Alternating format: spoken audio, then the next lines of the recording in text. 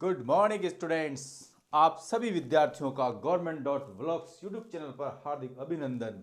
हम अध्ययन कर रहे हैं क्लास 11 का टॉपिक नंबर 10 जिसका नाम है तरलों में यांत्रिक गुण, मैकेनिकल प्रॉपर्टी ऑफ फ्लूइड। हम ये जानते हैं कि जो पदार्थ होते हैं और जिसमें बहने का गुण होता है उसे हम तरल कहते हैं, या जो द्रव्य या पदार्थ होते हैं और जिसमें बहने का गुण होता है उसे हम तरल कहते हैं। द्रव्य और गैसों को तरल माना जाता है। इसके साथ में तरल का एक गुण और होता है, जिस पात्र में डालते हैं उसका ये आकार ले लेता है। आज हम इसी श्रृंखला में अध्ययन करेंगे धारा रेखीय प्रवाह है, जिसे अंग्रेजी में कहते हैं stream line flow. STREAM, stream line flow. तो डियर स्टूडेंट, परिभाषा है किसी तरल का ऐसा प्रवाह जिसमें किसी बिंदु से गुजरने वाले तरल के प्रत्येक कण का पथ समान रहता हो उसे धारा रेखीय प्रवाह कहते हैं।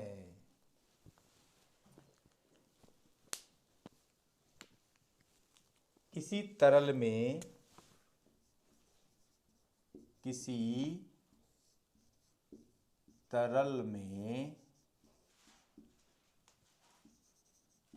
धारा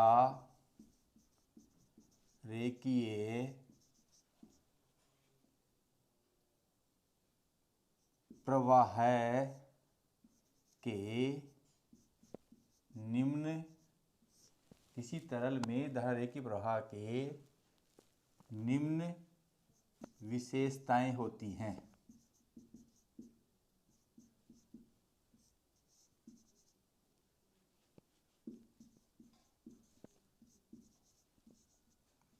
जो तरल धारा रेखीय प्रवाह करता है अर्थात कण का पथ प्रत्येक जगह समान होता है, उसकी क्या क्या विशेषताएं हो सकती हैं। तो पहले नंबर की विशेषता है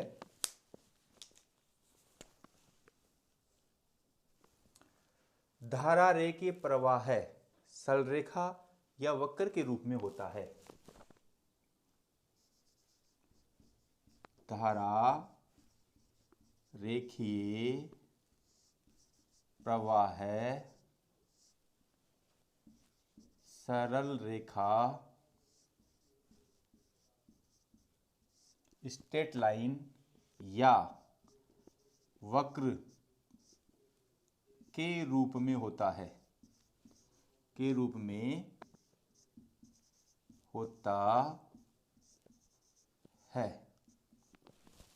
इसे हम एक चित्र के माध्यम से समझने का प्रयास करेंगे। सरल रेखा में होगा तो कैसे होगा? मान लिया कि ये आपका कोई पानी का प्रवाह है या तरल का प्रवाह है जिसमें ये तरल बह रहा है। हम ये भी जानते हैं कि जो तरल होता है वो परतों के रूप में बहता है। इसका भी हम आगे डिटेल से अध्ययन करेंगे। जो तरल है वो परतों के रूप में बहता है। इस प्रकार जो तरल बहता है उसे हम कहते हैं सरल रेखा के रूप में। ये आपका क्या होगा? सरल रेखा के रूप में होगा।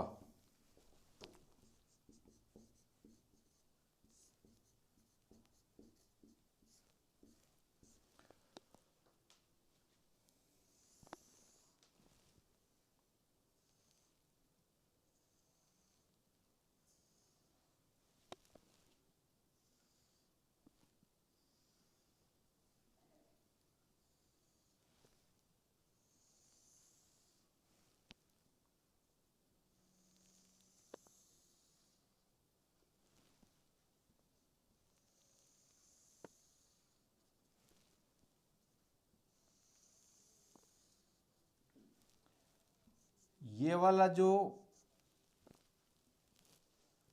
धारा का रेखीय प्रवाह है वो वक्र रूप का है। तो प्यारे विद्यार्थियों, ये बात आपके समझ में आ गई होगी कि धारा रेखीय प्रवाह है, प्रत्येक कण का पथ समान रहता है, उसे हम धारा रेखीय प्रवाह कहते हैं। धारा रेखीय प्रवाह सरल रेखा या वक्र के रूप में होता है, जो चित्र से साफ स्पष्ट हो रहा है। दूसरा जो इसका गुण है वो है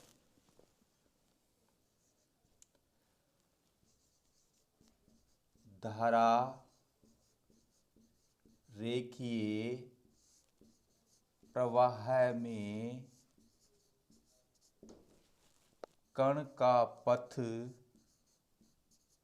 धारा रेखीय प्रवाह में कण का पथ, धारा रेखीय प्रवाह में कण के पथ को, कण के पथ को धारा रेखा कहते हैं।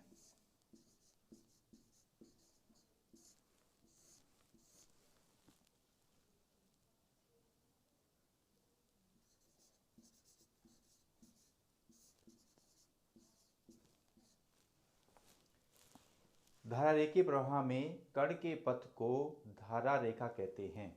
देखो रेखा आपकी स्ट्रेट लाइन होती है जिसका प्रारंभिक और अंतिम बिंदु फिक्स नहीं होता है। जब ये तरल के रूप में प्रवाह होता है तो उसे हम धारा रेखा कहते हैं। और धारा रेखा के किसी बिंदु पर खींची गई स्पर्श रेखा धारा रेखा के किसी बिंदु पर खींची गई स्पर्श रेखा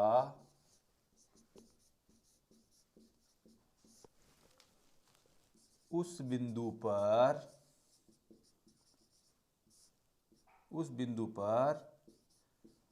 तरल के वेग की दिशा को व्यक्त करती है।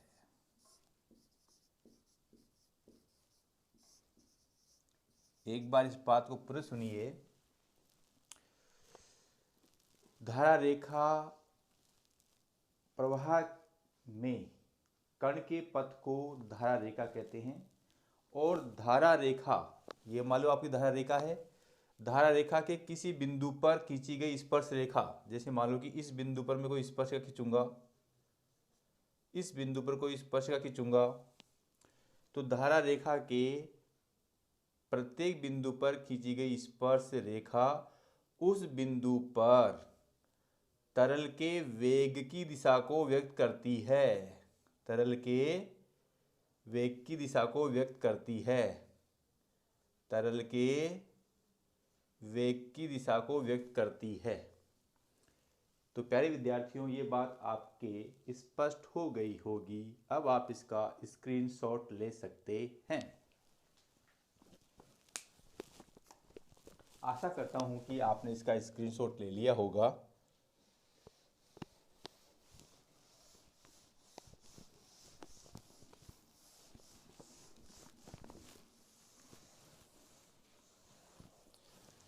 तीसरा जो इसका गुण है, धारा रेखीय प्रवाह का तीसरा जो विशेषता है वो है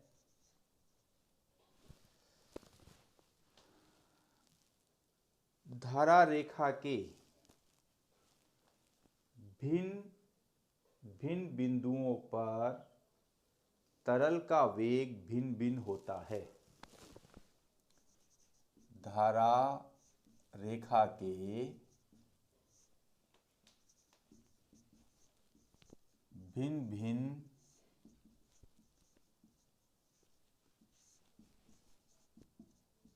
बिंदुओं पर तरल का वेग भिन्न भिन्न होता है, परंतु धारा रेखा के धारा रेखा के एक बिंदु पर तरल का वेग सदैव नियत रहता है। प्यारे विद्यार्थियों, इस पॉइंट को हम समझने का प्रयास करते हैं। देखो, पहली बात ये थी कि धारा रेखा के प्रवाह में कण के पथ को धारा रेखा कहते हैं। धारा रेखा के किसी बिंदु पर खींची गई स्पर्श रेखा उस बिंदु पर तरल के वेग को व्यक्त करती है। यहाँ पर ये बिंदु तरल का वेग को व्यक्त कर रही है, यहाँ पर ये बिंदु तरल के वेग को व्यक्त कर रही है। हमारा दूसरा पॉइंट है, धारा रेखा के भिन्न भिन्न बिंदुओं पर तरल का वेग भिन्न भिन्न होता है। यहाँ पे तरल का वेग कुछ हो सकता है, यहाँ पे तरल का वेग कुछ हो सकता है, और यहाँ पर तरल का वेग कुछ हो सकता है।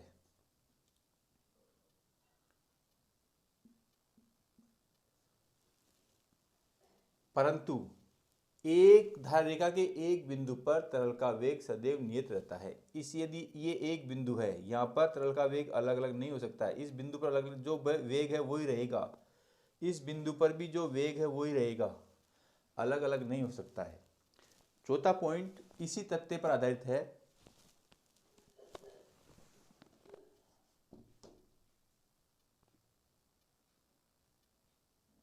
दो धारा रेखाएं दो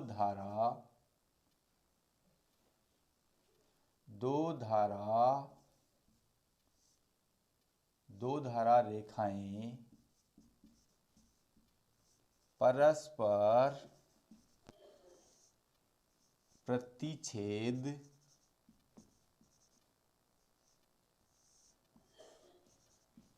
नहीं करती है, क्योंकि कटान बिंदु पर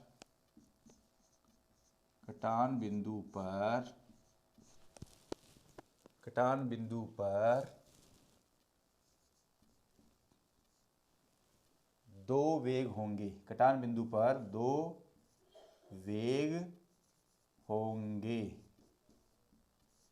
जो कि असंभव है। देखो, कटान बिंदु एक है, उस पर गुजरने वाली धारा रेखाएं दो हैं। जैसे मान लो कि एक ये है और एक ये है, तो हम यही कह रहे हैं कि दो धारा रेखाएं परस्पर प्रतिच्छेद नहीं करती है। यदि प्रतिच्छेद करेंगी तो यहाँ पर एक स्पर्श रेखा होगी, यहाँ पर एक स्पर्श रेखा होगी। अब ये यहाँ पर एक स्पर्श रेखा होगी तो इसके वेग अलग होगा और इसका भी वेग अलग होगा, परंतु इन दोनों का वेग अलग अलग होना संभव नहीं है। हमने पॉइंट नंबर 3 में देखा कि परंतु धारा रेखा के एक बिंदु पर तरल का वेग सदैव नियत रहता है। अतः दो धारा रेखाएं परस्पर प्रतिच्छेद नहीं करती हैं। अब पुनः आप इसका स्क्रीनशॉट ले सकते हैं।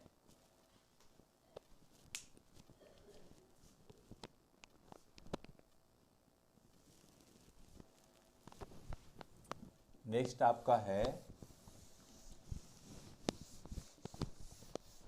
विशुद्ध प्रवाह है या प्रशुद्ध प्रवाह है।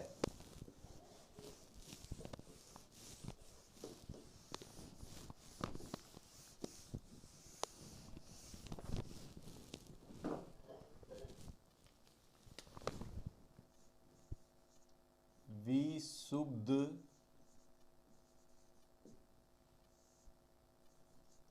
प्रवाह है, इसका दूसरा नाम है प्रशुद्ध प्रवाह है। इसे अंग्रेजी में हम कहते हैं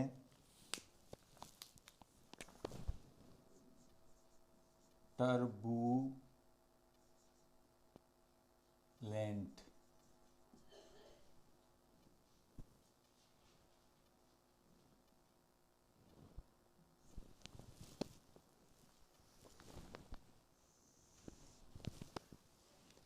किसी तरल का ऐसा प्रवाह किसी तरल का ऐसा प्रवाह है जिसमें तरल अनियमित या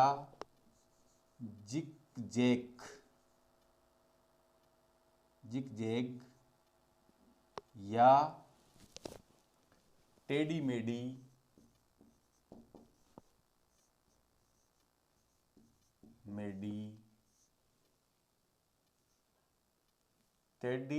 टेढ़े मेढ़े कर देता हूँ, यहाँ पर जमेगा नहीं सेंटेंस। टेढ़े मेढ़े तरीके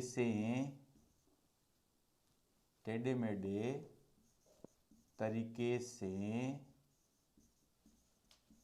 प्रवाह हो, टेढ़े मेढ़े तरीके से प्रवाह हो, उसे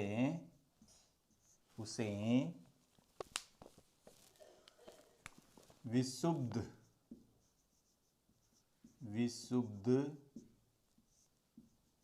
प्रवाह कहते हैं।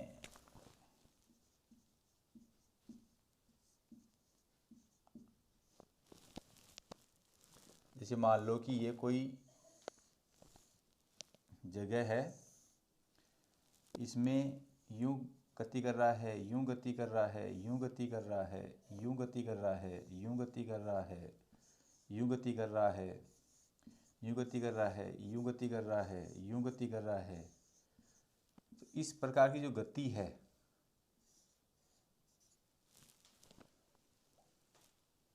इस प्रकार का जो प्रवाह है, उसे हम कहते हैं विशुद्ध या प्रशुद्ध प्रवाह है, या टर्बुलेंट प्रवाह है। किसी तरल में विशुद्ध प्रवाह की निम्न विशेषताएं होती हैं। किसी तरल में विशुद्ध प्रवाह की निम्न विशेषताएं होती हैं। प्रवाह की निम्न विशेषताएं होती हैं।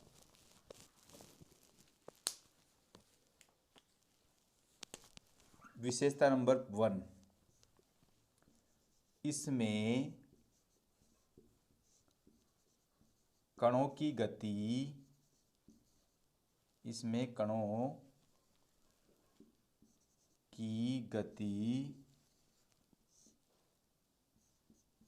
एक दूसरे के समांतर नहीं होती है। जो कि ये वाली बात इसी परिभाषा इससे स्पष्ट है। किसी तरल का ऐसा प्रवाह है जिसमें तरल अनियमित या जिगजैग या टेढ़ी मेढ़े प्रवाह होता है, उसे हम विशुद्ध प्रवाह कहते हैं। जब टेढ़ा मेढ़ा प्रवाह हो रहा है तो ये तो बिल्कुल भी संभव नहीं है कि एक दूसरे के समांतर होंगे। तो ये तो परिभाषा का ही एक विशेषता है। दूसरी जो विशेषता है,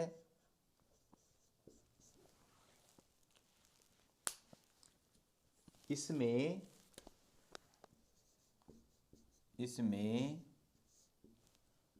किसी बिंदु पर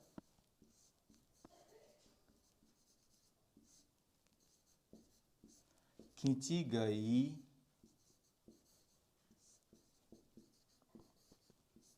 स्पर्श रेखा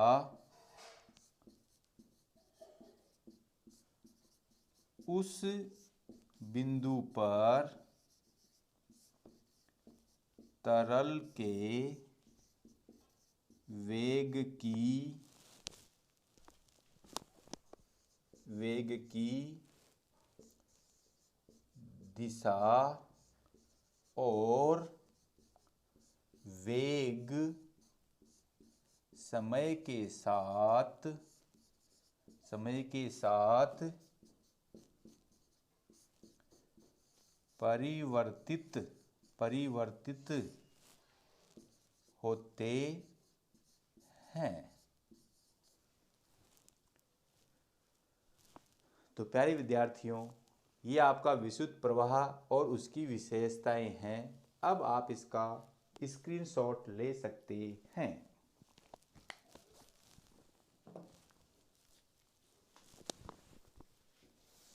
आशा करता हूं कि आपने इसका स्क्रीनशॉट ले लिया होगा। नेक्स्ट है श्यानता या विस्कासिता।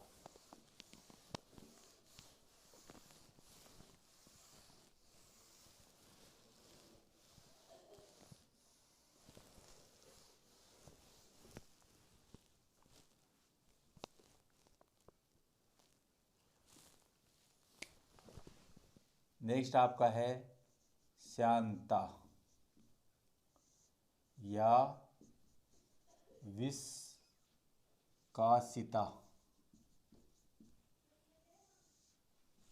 इसे अंग्रेजी में कहते हैं विस्कोसिटी।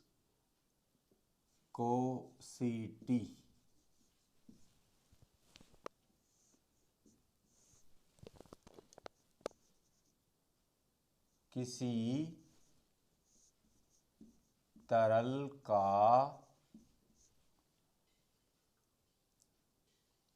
तरल का वह गुण जो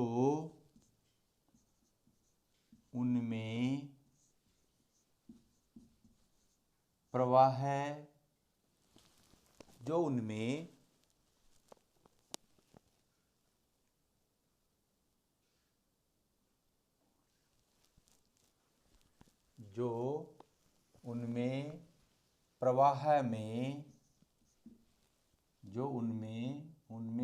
में परतों के मध्य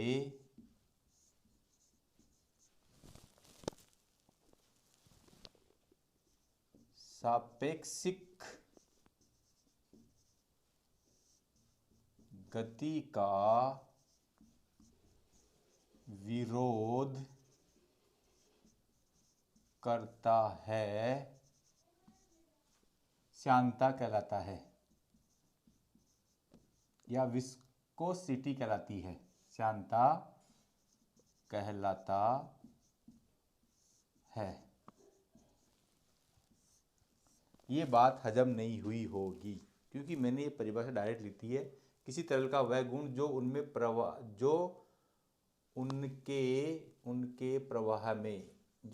प्रवाह में परतों के मध्य आपेक्षिक गति का विरोध करता है। देखो, इसे समझाने के लिए मैं एक कोई दृढ़ आधार लेता हूं। दृढ़ आधार AB लेता हूं।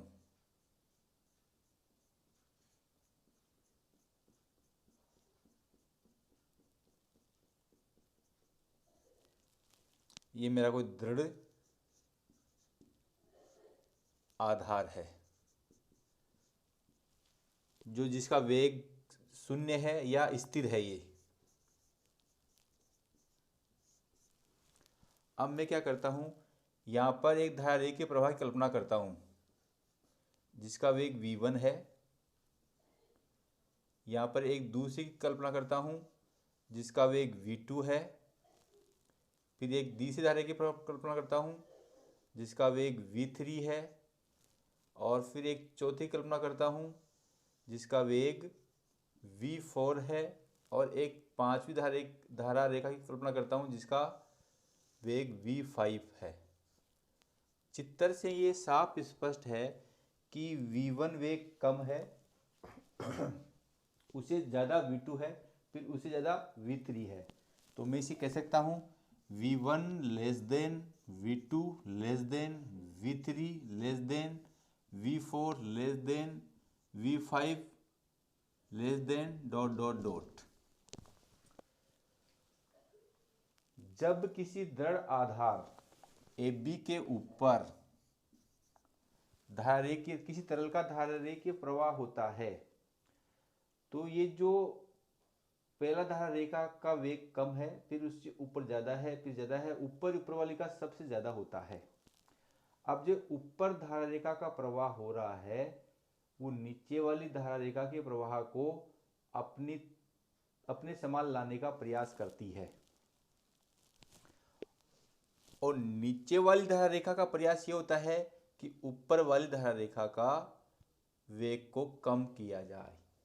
अर्थात मैं इस बात को यूं कह सकता हूं कि जो धारारेखीय प्रवाह होता है वो परतों के रूप में होता है। जो धारारेखा प्रवाह होता है वो परतों के रूप में होता है, और जब परतों के मध्य सापेक्ष गति होती है तो उन सापेक्ष गति का विरोध करने के लिए परतों के मध्य एक संपर्क बल उत्पन्न होता है। ये जो सापेक्ष का विरोध करता है उसे हम कहते हैं श्यान बल। संपर्क परतों के मध्य विरोधी बल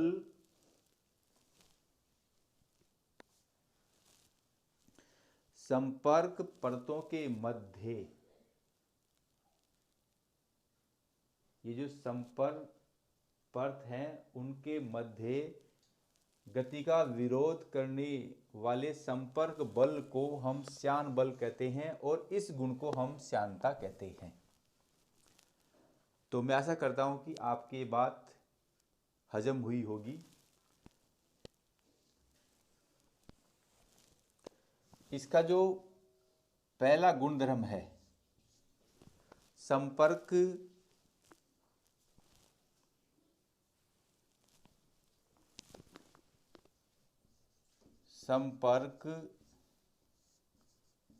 परतों के मध्य गति का विरोध करने वाला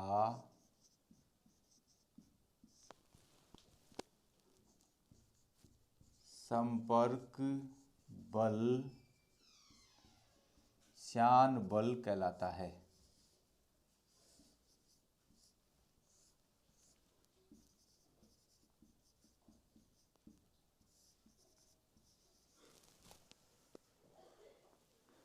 इस परत का वेग कम है, ये परत इस परत के वेग का विरोध करती है, और इस परत का वेग ज़्यादा है, ये ज़्यादा वाली परत इस कम वेग वाली परत को अपने वेग में लाने का प्रयास करती है। अर्थात दोनों परतों के बीच में संपर्क होता है, उसके कारण जो बल लगता है उस बल को ही हम श्यान बल कहते हैं,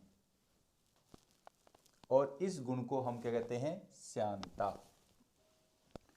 जो दूसरी बात है,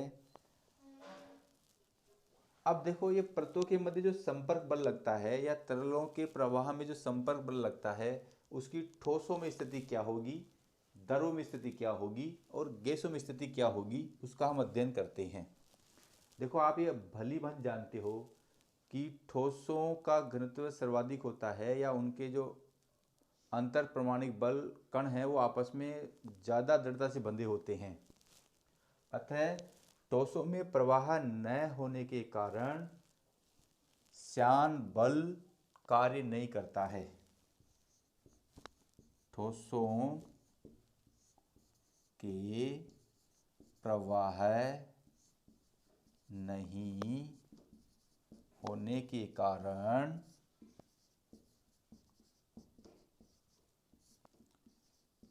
श्यान बल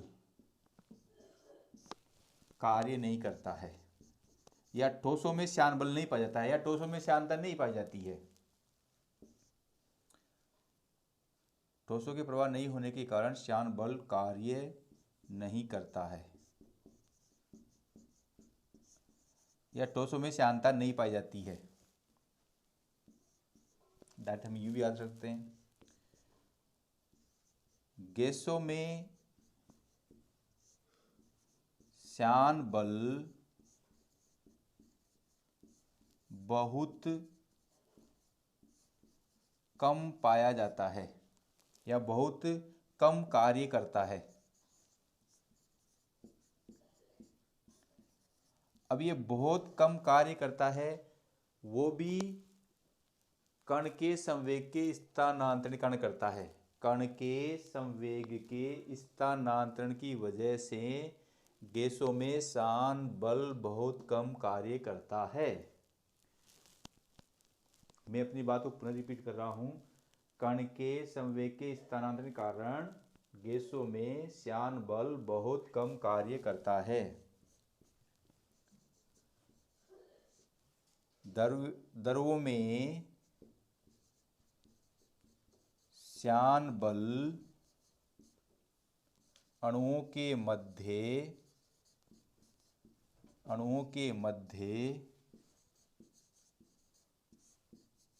लगने वाले संसर्जक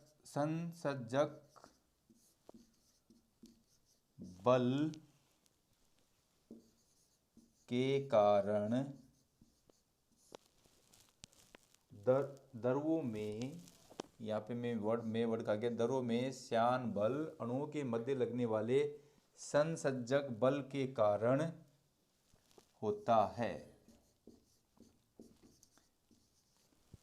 अब देखो ये संसर्जक बल क्या होता है। देखो ये एक अणु है, कण है, या एक अणु है, ये एक अणु है। ये अणु इन दोनों का विरोध करता है आगे भी जाने के लिए, उसे हम कहते हैं संसर्जक बल। जो अंतिम और लास्ट बात है वो है आदर्श द्रव्य। आदर्श द्रव्य। प्यारे विद्यार्थियों, इस संसार में आदर्श नाम की कोई चीज़ नहीं होती है। ना कोई आदर्श स्टूडेंट्स होता है, ना ही कोई आदर्श टीचर्स होता है, और ना ही आदर्श द्रव्य होता है। फिर भी हम बुक के अनुसार इसी परिभाषा देने का प्रयास कर रहे हैं। ऐसा द्रव्य जिसमें अशान और असंपीडितता होती है उसे हम आदर्श द्रव्य कहते हैं। जिसमें अश्वान या असयांता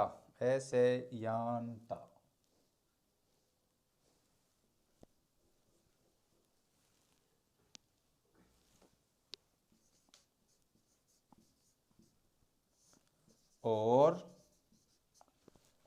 असंपीड्यता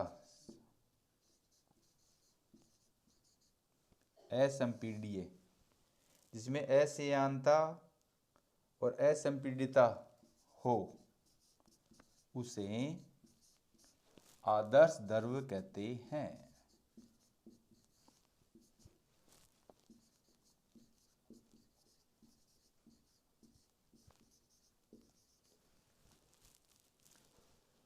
इस शांता वाली बात को हम न्यूटन सूत्र के द्वारा और डिटेल से पढ़ेंगे। थ्योरेटिकल ये बात यहाँ ख़त्म होती है। अब आप इसका स्क्रीनशॉट ले सकते हैं।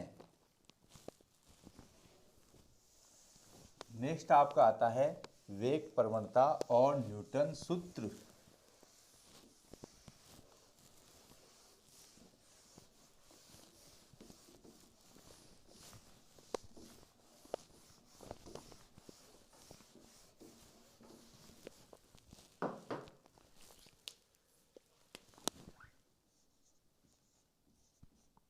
वेग प्रवणता और न्यूटन सूत्र।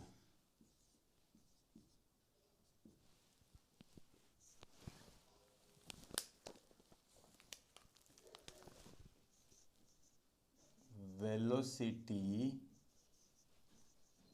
Gradient and Newton's formula.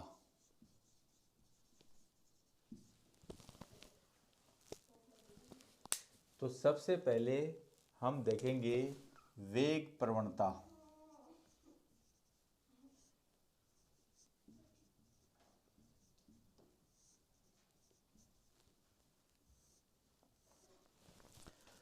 इसको समझने के लिए हम वो इस चित्र लेंगे जो अभी लिया था। ये कोई एक दृढ़ आधार है ए बी,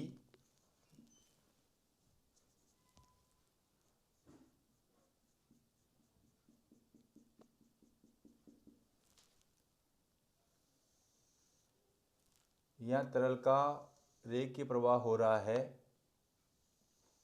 विशुद्ध प्रवाह नहीं हो रहा है, तरल का रेखीय प्रवाह हो रहा है।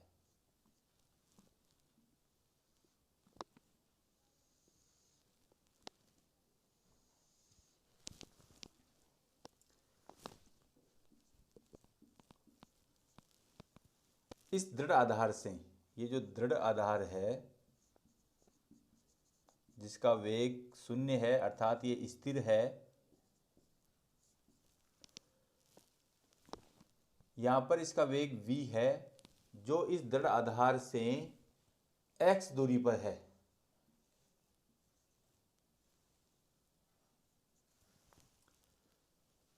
अब हम मानते हैं कि इसके और इसके मध्य जो दूरी है वो बहुत कम है, उसको हम मानते हैं dx है। तो टोटल दृढ़ आधार से दूरी कितनी जाएगी,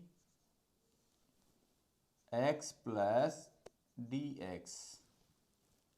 ऐसे ही यहां पर वेग कितना जाएगा, v प्लस dv हो जाएगा। इतनी बात समझ में आ जानी चाहिए।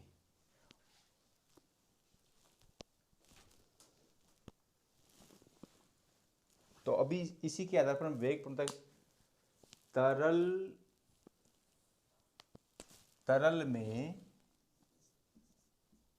तरल में गति के लंबवत, देखो ये जो दूरी है और ये जो वेग है, तरल इधर प्रवाहित हो रहा है और गति इधर हो रही है और ये दूरियां और वेग इसके यूं चल रहे हैं। तो हमने ये लिखा है तरल में गति के लंबवत दिशा में,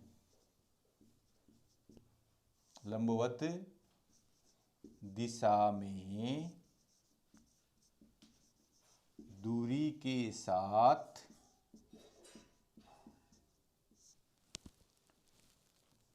वेग में परिवर्तन की दर को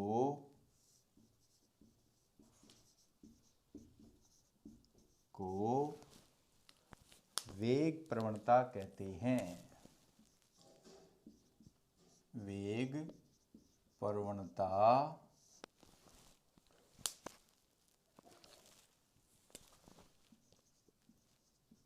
कहते हैं। तो वेग प्रवणता बराबर क्या जाएगा, वेग प्रवणता बराबर वेग में परिवर्तन अपॉन दूरी में परिवर्तन। तो वेग में परिवर्तन क्या जाएगा, v plus del v minus v और x plus d x minus x. ये v से v कैंसिल हो गया, x से x कैंसिल हो गया, तो क्या बचा dv अपॉन dx। ये आपकी आ गई वेग प्रवणता। देखो हमारी फिजिक्स की एक छोटी सी गाना है और वो गाना ये है, जब जब भी हम किसी भौतिक राशि की परिभाषा लिखते हैं तब तब उस भौतिक राशि का मात्रक और बीमा की बात भी करते हैं। जैसे हमने वेग प्रवणता लिखी तो गीत नंबर शुरू हो जाएगा, वेग प्रवणता की इकाई, मात्रक या यूनिट, और दूसरा गीत होगा इस वेग प्रवणता की विमा, डायमेंशन ऑफ वेलोसिटी ग्रेडियंट। तो पहली बात हमारी हो जाएगी वेग प्रवणता का मात्रक, वेग प्रवणता का मात्रक, इकाई या अंग्रेजी में कहते हैं यूनिट। अब देखो वेग प्रवणता की यूनिट वही होगी जो dv अपॉन dx की यूनिट होगी। वेग प्रवणता की इकाई बराबर dv अपॉन dx की इकाई। dv की इकाई होती है मीटर प्रति सेकंड, और ये x दूरी है तो इसका क्या हो जाएगा मीटर, मीटर से मीटर कैंसिल किया गया प्रति सेकंड, तो वेग प्रवणता की इकाई होती है प्रति सेकंड या समय की पावर -1। दूसरी जो बात है वो है वेग प्रवणता की विमा। वेग प्रवणता की विमा, डायमेंशन ऑफ वेलोसिटी ग्रेडियंट। वेग प्रवणता की विमा वही होगी जो dv अपॉन dx की विमा होती है। तो वेग प्रवणता की विमा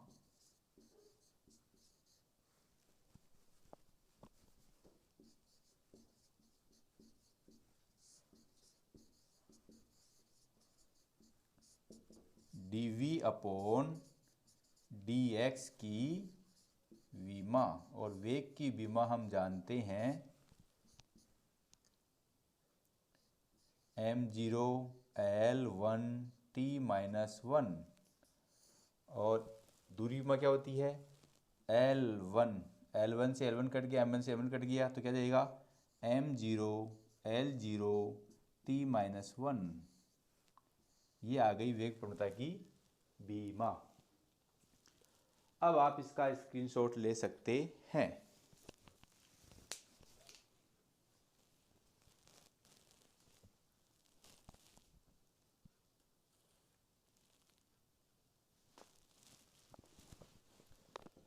अब इसमें दूसरा जो बात है न्यूटन सूत्र।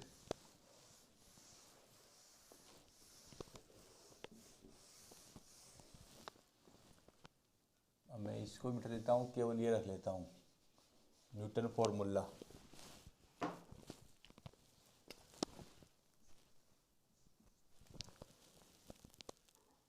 तो पहले तो मैं इसकी परिभाषा लिखता हूँ। न्यूटन के अनुसार, न्यूटन के अनुसार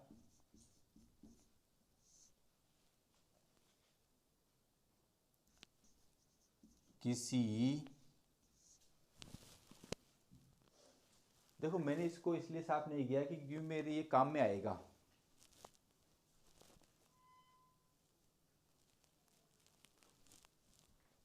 न्यूटन के नियम के, न्यूटन के अनुसार किसी तरल की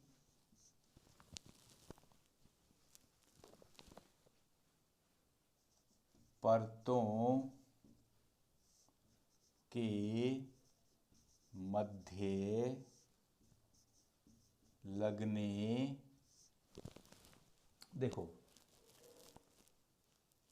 ये बात हमने पिछले पार्ट में स्पष्ट करी थी कि जब दृढ़ आधार के पास में जो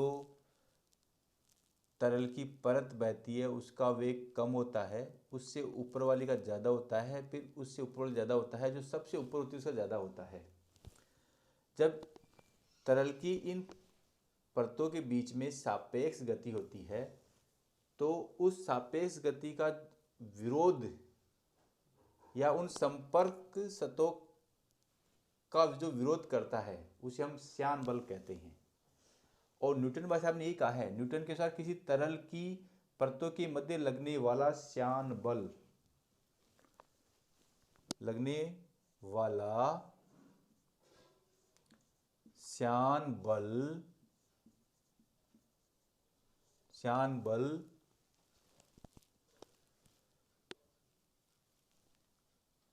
तरल के अनुप्रस्थ काट के क्षेत्रफल, देखो तरल का अनुप्रस्थ काट क्षेत्रफल ये वाला भाग है, ये वाला इसका क्या है अनुप्रस्थ काट है, ये वाला।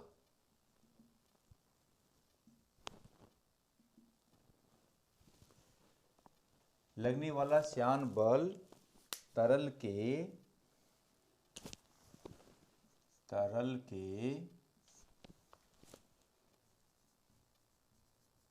अनुप्रस्थ काट क्षेत्रफल, इसको मान लेते हैं कि A है, तथा वेग प्रवणता तरल के अनुप्रस्थ काट के क्षेत्रफल और तरल के वेग प्रवणता के समानुपाती होता है या अनुक्रमानुपाती होता है। ये बात न्यूटन ने कही। जो तरल की संपर्क तल के विरुद्ध बल लगता है उसे हम श्यान बल कहते हैं, और ये लगने वाला श्यान बल इस तरल की परतों के अनुप्रस्थ काट के क्षेत्रफल के समानुपाती होता है और जो उत्पन्न वेग प्रवणता है उसके समानुपाती होता है। तो पहली बात हमारी क्या हो जाएगी, जो श्यान बल है तरल के अनुप्रस्थ काट के क्षेत्रफल के समानुपाती होता है, और श्यान बल को हम मान लेते हैं कि ये आपका F है, तो F अनुक्रमानुपाती A। दूसरा क्या हो जाएगा, ये श्यान बल वेग प्रवणता, और वेग प्रवणता हमने क्या निकाली थी dV/dx। ये समीकरण नंबर 1 और ये समीकरण नंबर 2। समीकरण 1 वह 2 से, तो श्यान बल अनुक्रमानुपाती A dV/dx।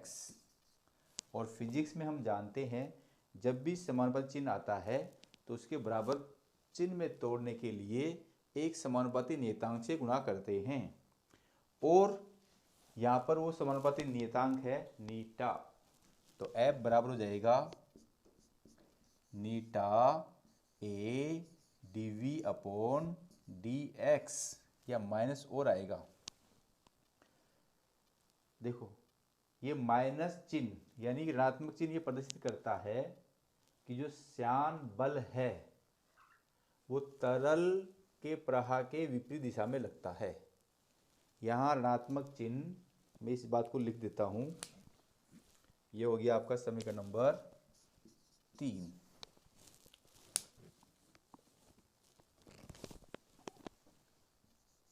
यहाँ ऋणात्मक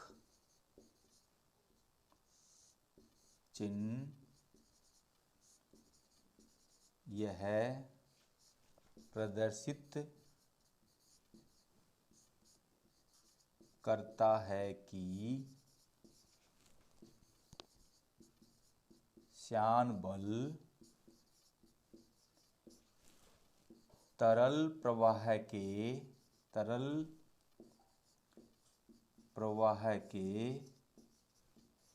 विपरीत दिशा में है। तरल प्रवाह के विपरीत दिशा में है, विपरीत दिशा में है।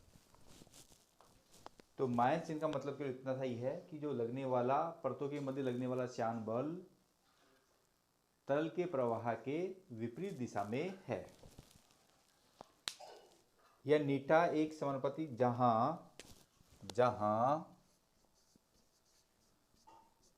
नीटा एक समानुपाती नियतांक है, समानुपाती नियतांक है,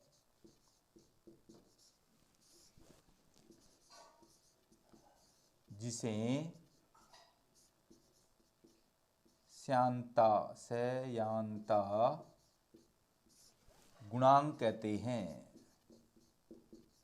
जिसे हम श्यानता गुणांक कहते हैं। अब हम इस श्यानता गुणांक की परिभाषा समीकरण नंबर 3 से देंगे। आशा करता हूं कि इतनी बात आपकी समझ में आई होगी। अब आप इसका स्क्रीनशॉट ले सकते हैं।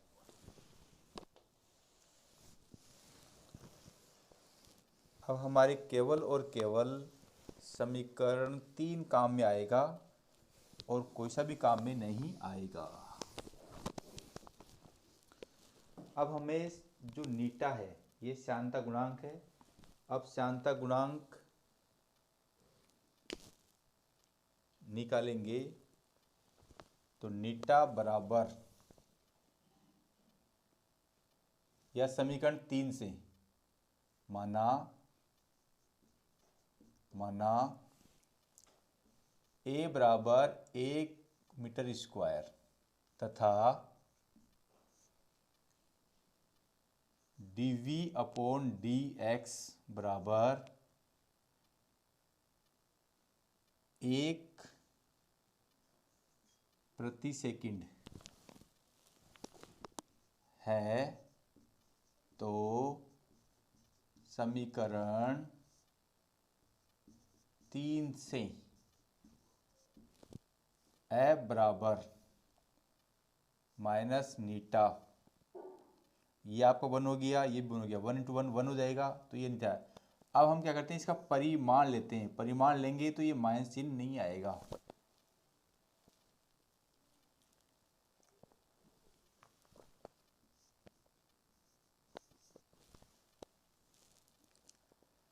परिभाषा क्या हो जाएगी, एकांक अनुप्रस्थ काट क्षेत्रफल और एकांक वेग प्रवणता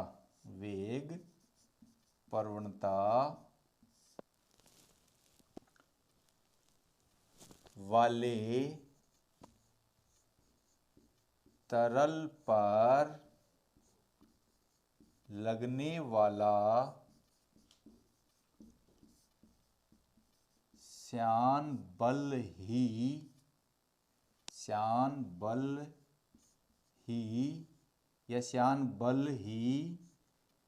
श्यानता गुणांक होता है।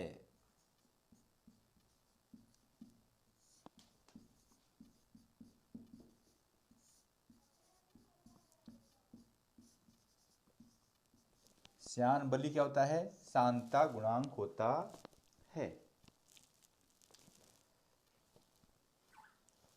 पुनः समीकरण 3 से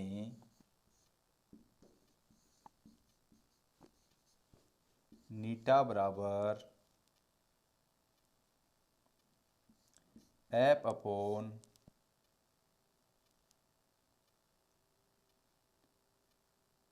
A dv अपॉन dx, ये हो जाएगा समीकरण नंबर 5। अब मैं इसको देखो, यहाँ से हम नीटा का मान निकाला तो F यहाँ ऐसे कैसे रहेगा, इसका क्या हो जाएगा, डिवाइड हो जाएगा। ये पूरा क्या हो जाएगा, ये पूरा का पूरा कैसे हो जाएगा, इसके हर में चला जाएगा, तो नीटा बराबर क्या हो जाएगा, F upon A dv upon dx। अब वही पहला गीत वही है कि जो भी भौतिक राशि आई है उसका हम मात्रक लिखेंगे। तो नीटा श्यानता गुणांक का मात्रक, श्यानता गुणांक का मात्रक, श्यानता गुणांक का मात्रक वही होगा जो नीटा का मात्रक है। नीटा का मात्रक वही होगा, नीटा का मात्रक या इकाई वही होगी जो F upon A dv upon dx का मात्रक है। अब MKS पद्धति में F का मात्रक न्यूटन होता है, अनुप्रस्थ काट क्षेत्र का मात्रक मीटर स्क्वायर होता है और इसका मात्रक प्रति सेकंड है। तो ये आपको हो जाएगा न्यूटन सेकंड अपॉन प्रति मीटर स्क्वायर, न्यूटन सेकंड प्रति मीटर स्क्वायर, और न्यूटन इंटू सेकंड प्रति सेकंड जब हम बोलते हैं पवाई जली, क्या बोलते हैं, पवाई जली, न्यूटन सेकंड प्रति मीटर स्क्वायर को हम बोलते हैं पवाई जली। ये आपका हुआ एमकेएस पद्धति में। सीजीएस पद्धति में क्या होगा,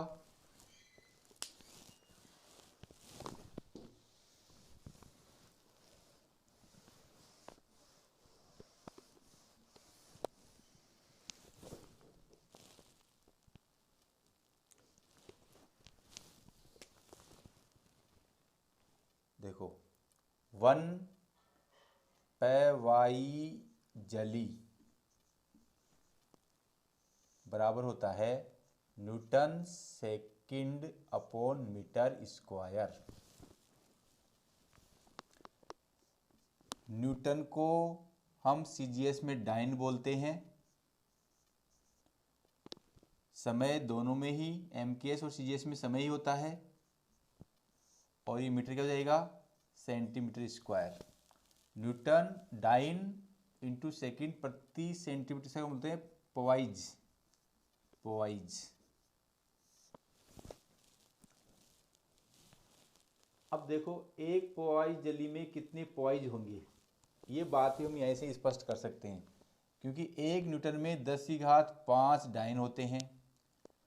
1 मीटर में 100 सेंटीमीटर, तो 1 मीटर स्क्वायर में 100 इंटू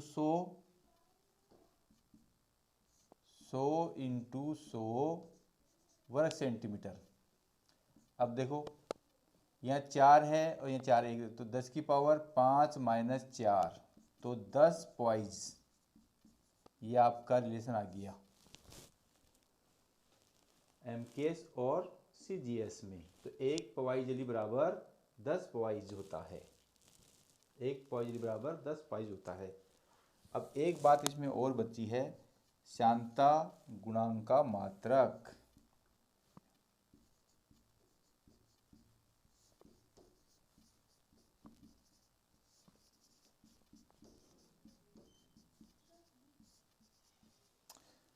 श्यानता गुणांक की विमा। श्यानता गुणांक की विमा वही होगी जो नीटा की विमा वही होगी जो एफ अपॉन ए डीवी अपॉन डी एक्स की विमा है।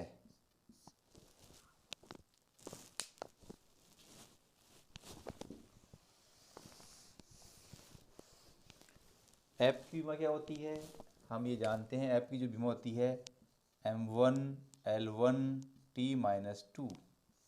ए की विमा क्या होती है एल स्क्वायर, इसकी विमा क्या होती है t⁻⁻1। देखो m1 तो ऐसा कैसा रहेगा, l1 ऊपर जाके -2, t-2 ऐसे कैसे, ये -1 ऊपर जाके +1, तो ये आपको जाएगी m1 l 1 -2 में से 1 गया तो -1, और -2 में +1 गया तो -1। ये इसकी बीमा हो गई, श्यानता गुणांक की बीमा। तो प्यारे विद्यार्थियों, आज हमने अध्ययन किया धारारेखीय प्रवाह है, फिर विशुद्ध प्रवाह है, उसके बाद हमने अध्ययन किया श्यानता, और श्यानता के बाद में हमने अध्ययन किया वेग प्रवणता और न्यूटन सूत्र। आप मेरे चैनल को लाइक और सब्सक्राइब करना नहीं भूलें। धन्यवाद।